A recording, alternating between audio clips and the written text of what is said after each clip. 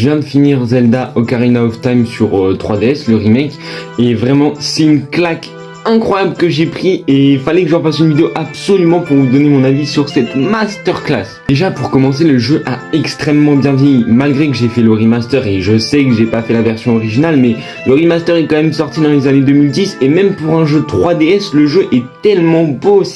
il est même ultra fluide, les musiques sont incroyables, le gameplay a super bien vieilli aussi et les visuels, franchement comme je l'ai dit juste avant, pour un jeu 3DS c'est incroyable, une folie à quel point j'ai été bluffé par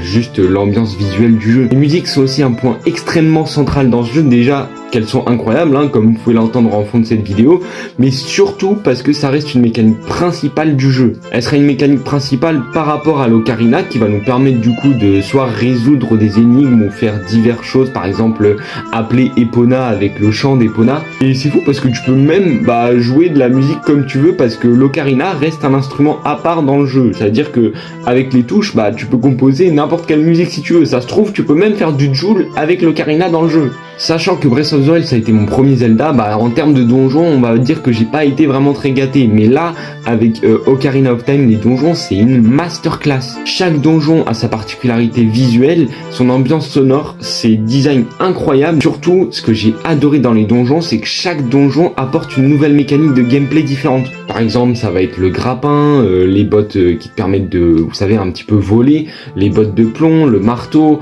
oui les boss aussi, malgré que c'est pas les boss les plus durs du monde, mais bon, on était sur un jeu des années 90, ils allaient pas te faire des patterns à la Dark Souls. Les visuels des boss sont franchement bien réussis, d'ailleurs mon préféré reste celle des jumelles dans le temple de l'esprit que j'ai adoré, genre en mode, la deuxième fois il fusionne en mode Gogeta le truc, et les musiques de chaque boss franchement elles sont super sympas.